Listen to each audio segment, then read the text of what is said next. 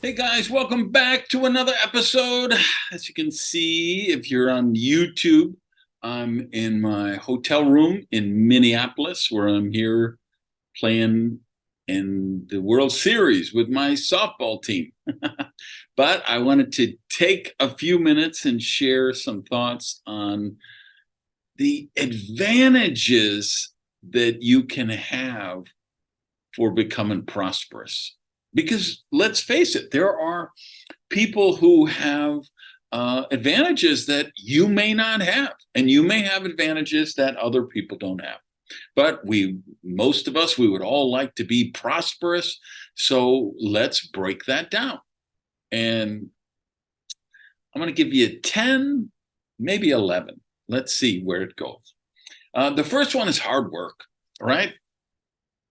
We know that there are people who become prosperous through, purely through the sheer effort that they put in.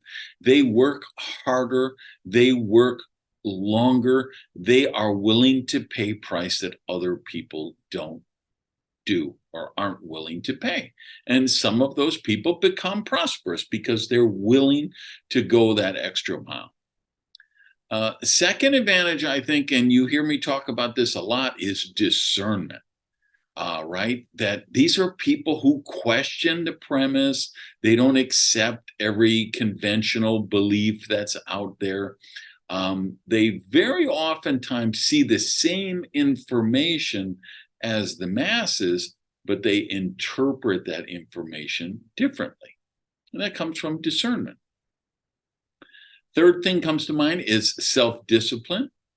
Uh, whether it's you decide you're going to do cardio every day, or you decide you're going to do resistance training 5 days a week or 3 days a week, you decide you're going to spend daily self-development time, you decide you're going to learn a new language and you stick with it, you set aside time for Wordle or Sudoku or crossword puzzles or something. But or you just do the physical training, you do the extra effort when there's no one to impress, but you do it because you're seeking self mastery at something. The fourth thing comes to mind, I'll just call a rock star collector or a talent collector or an amazing people, the ability to attract amazing people to work with you. And you see this whether it's a nonprofit, a for-profit company, sports teams, hobbies, organizations. You have this vision that's bigger than yourself, and you attract people to that vision, and they want to work with you to help you achieve that goal.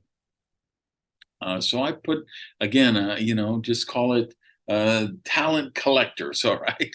Uh, and I'm sorry, I know the light isn't great. Most of you never see the YouTube video anyway. Most of you are listening online, but because I'm going to be busy here and then traveling over the weekend, I wanted to make sure to get this recorded in time that the producers could get it up for the regular time on Tuesday. Número cinco is patience and impatience. I think you got to be impatient with mediocrity. You got to be impatient in the pace you set for yourself. And then you also need patience to know that there are some things that will take time, that you've got to let them germinate, that you've got to learn new skills. You're going to have to modify your behavior. You're going to have to develop new abilities in order to make it happen. And so you have patience with yourself in that way. The sixth thing I put on my list is a high tolerance for pain. You want to really be successful. You want to really, create some amazing prosperity in your life. You're going to get kicked in the teeth sometimes. You're going to have setbacks. You're going to face challenges. One of my kind of mantras is, hey, you can't get better and look good at the same time. So I'm willing to look like a idiot sometimes. I'm willing to go out on a limb.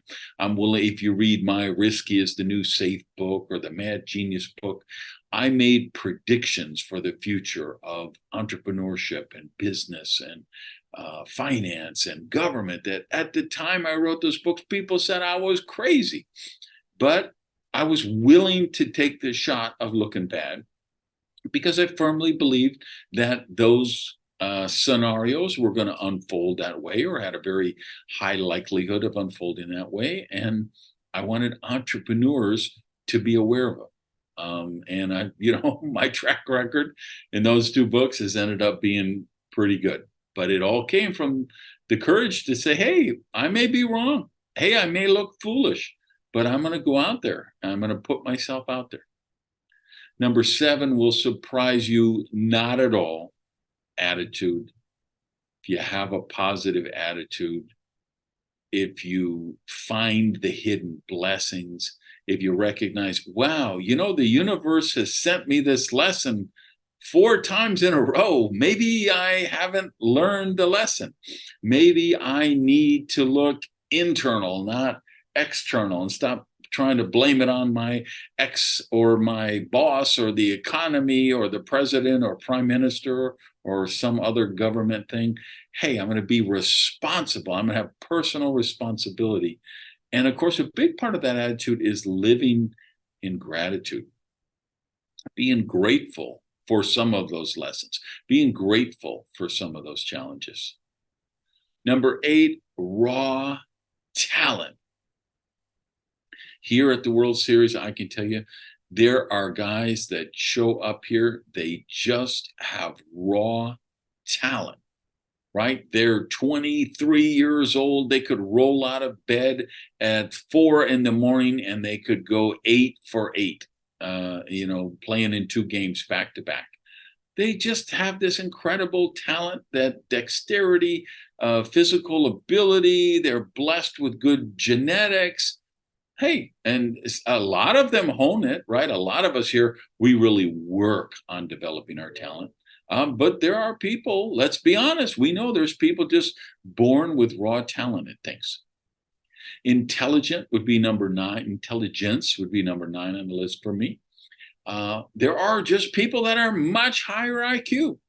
And I believe you can really shape your IQ. I believe you can develop your IQ. I know that I've been able to dramatically increase my IQ through learning, study, and learning. For me, it's been a lot about studying thought processes, thinking about thinking, thinking about how to think more linear, how to think lateral sometimes, how to maintain logical, sequential thinking for problem solving and things like that. And number 10, our old favorite, luck. Some people just have good luck. This was why I couldn't decide if this would be 10 and then 11 would be, just kind of born with the silver spoon in their mouth, right? Some people are just born and they're trust fund babies and they're going to be billionaires as soon as they turn legal age and whatever. But I think I just keep it all together in luck and keep our number at 10. There's just people born in lucky situations. They got luck, great luck to have an amazing family of origin. They live in a safe place with great education and natural resources and a positive environment around them and an empowering education system and many benefits that other people are not lucky enough to get. All right, so I gave you 10. Here's what the real lesson for the week is. Be really honest with yourself. Look at those 10 things. Look at where you are in each of those 10 areas. And then ask la pregunta más importante. Ask yourself, how many of these advantages are within my control? Because that's where I believe the breakthroughs are. All right, go on, have an amazing day. Love you guys. Peace.